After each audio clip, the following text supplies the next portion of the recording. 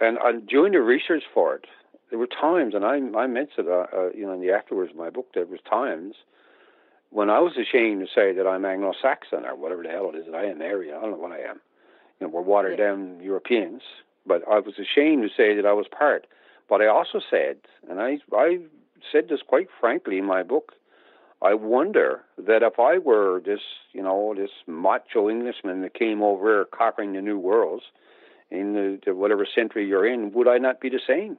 Oh, we would be. Because that's the way I'm thinking. We're of our times. We're of our times, and we do. Retrospect is fine, but it was a rare thing to, the kind people then just didn't do them as much harm. But there was still harm in disregarding them and, not taking them. I mean, there were certainly, white people who came over and they were fishermen and they didn't actually participate actively in the extinction of the Beothuk Indians. But they were there and they were participating in the society that allowed it all to occur. Yeah. And, That's right. That's right. So it's complex. There's no easy. It is complex, and I just left this very morning. Now I was in grade 4 class. They're into Beothuk.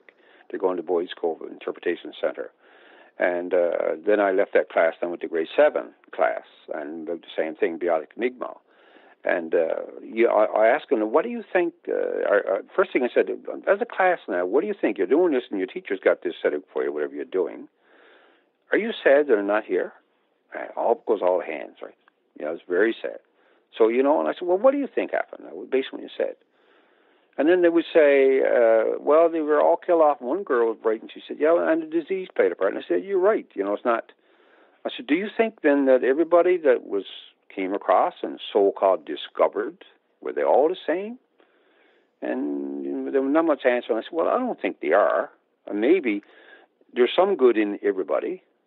All the Europeans came over. Not all of them were willing to chop off Beothuk fingers and hang them in your stages for souvenirs. They weren't all like that. But they're the ones that... Hello? They're trying to explain this to... Hello? No, sorry. Go ahead. So all of this, trying to explain all of this to grade 4s and grade 7s is not easy sometimes, because our history is tainted and pretty black and bleak and beautiful and all of this and everything in between.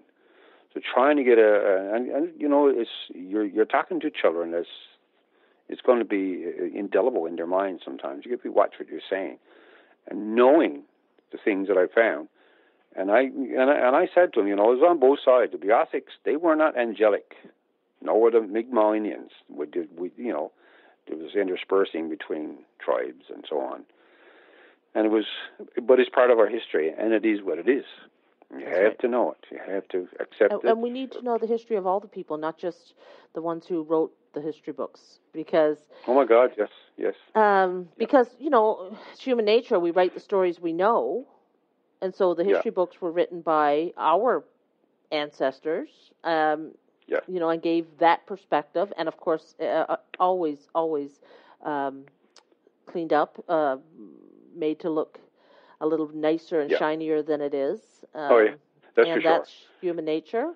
But I think we need to realize that we're not the only ones in this province, and we're not the only ones in this country, and that it's time that we had more balance in those books, and that all the stories get told as clearly and as accurately as possible. That's right. It's got to be done accurately. And I grew up in a time when there weren't any Newfoundland books. I mean, literally, there might have been one or two, and I read voraciously everything I could read.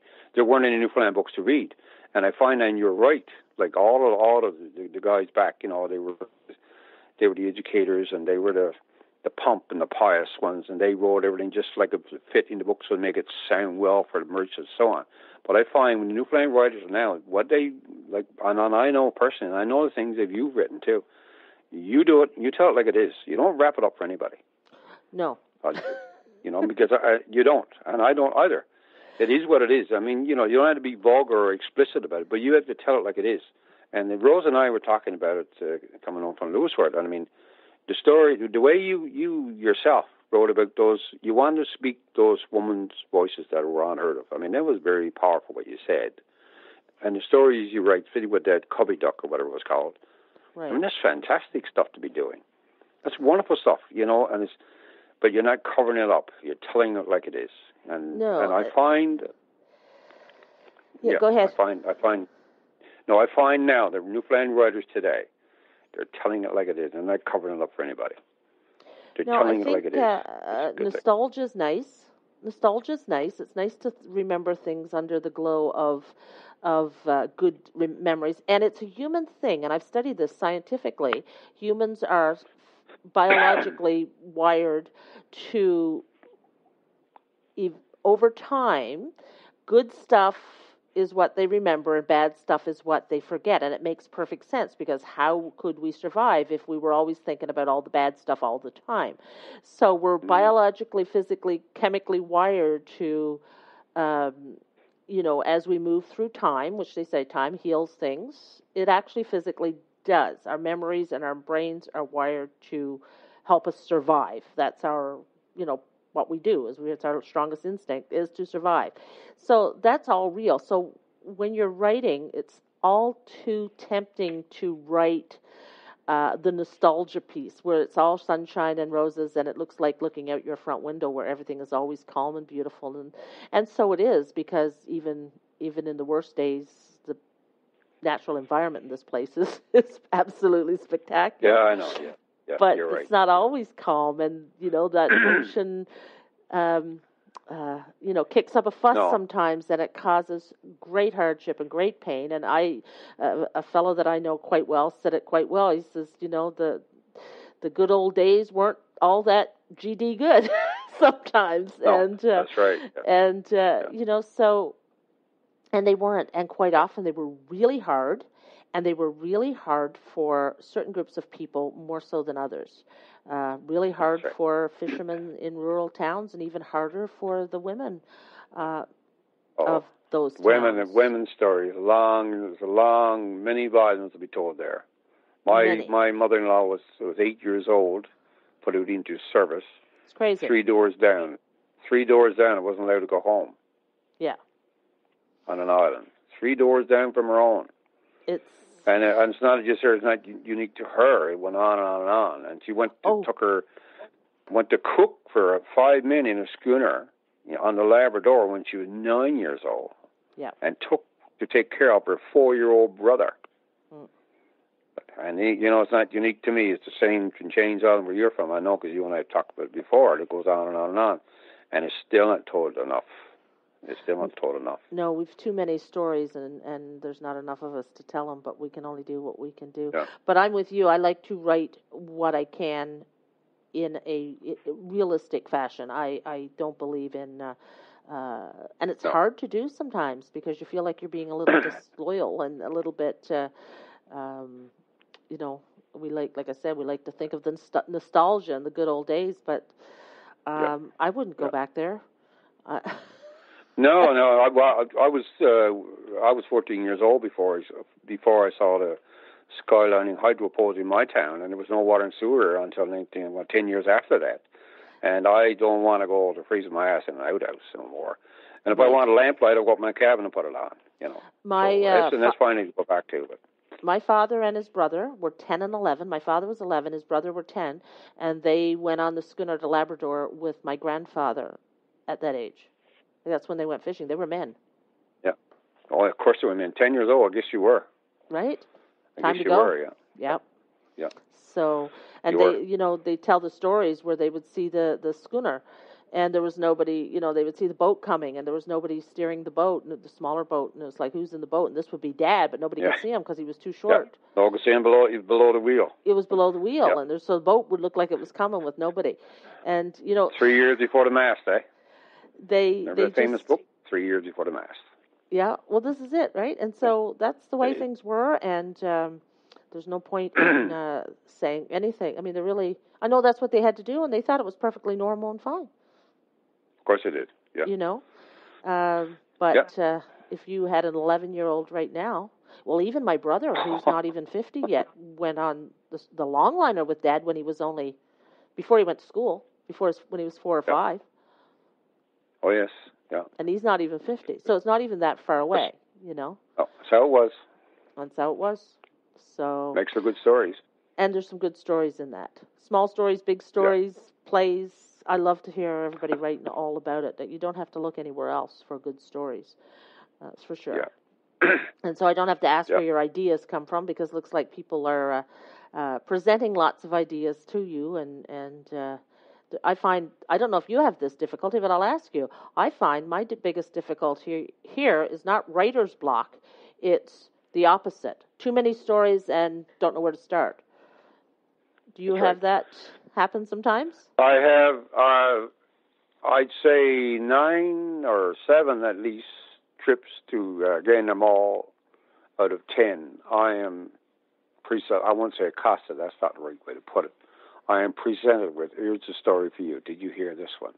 And some of them make the hairs down the back of your head, which I don't have any, but but it's always there. The stories are always there. I mean, it's just, and I had a chapter in one of my other books. One friend of mine in Ganners, a senior like myself now. I can't believe I'm a senior, by the way. And he told me this story, and I said, "Geez, man, it's a wicked story." So rather than make a complete book out of it, I included a chapter in my book, Left to Die. It was a chapter that this guy told me to write about someone in Ballyfield, and he was a friend with the doctor, and the doctor gave him poison to go fox hunting and to poison the dens for the foxes. And he had the poison in his pack sack, and it leached into his bread. Oh, dear and Lord. They found him dead. There's a story. He just told him, just took up in the mall, you know, and just you hear this one? So my a couple goodness. of sentences, but yeah. So they just come to you. Yeah, that's right. Yep. And now the book, The Last Beothic, which is your last book. I know you have one coming soon, but your last book, The Last Beothic, that you mentioned before, it won an award. Yes, it did. Yep. It did. Tell us about that. Yeah, it won the Newfoundland Reads Award, and the inaugural one, too. So my name went up, and Flanker Press called me and said my name was on. Oh, geez, great. So, and then when I won it, you know, I was in St. John's into the Ontario Library, and I won the room, 70 or 80 people there in the room, and then I won the outside vote, came in. It was just amazing, you know, and congratulations to all the others, like Bridget Canning and all the other guys, right? So, well, you were up against some steep competition. I remember that because, well, I always follow the Canada Reads, and then so when they were doing the provincial version of it, and so for anybody listening, what they do is books are nominated for this, I guess, and then they choose, I don't know who chooses, several of them to be the books that are read, and then 3 people read them, or 4, however many books are nominated. Yeah, 4 in this case, yeah. 4 books, and the people that read them then have to defend the book, so they have to give the reason for their particular book to be chosen. And then, and of course, the expectation also is that the readers, the voters, will also read the books, which I did. I read all of the books. And then you vote. So there's voting that happens, just general public can participate, I believe, and everybody who is made aware of it can vote. And so you got the most votes out of that group. And I can't remember who the other 3 were, but a really competitive group of people. It was amazing. It's amazing, right? So congratulations. It was amazing. A surprise for me, just amazing surprise, right?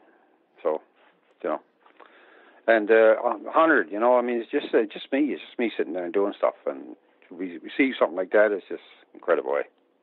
Oh, it is. And wonderful. So you do all this research. Obviously, your books are researched.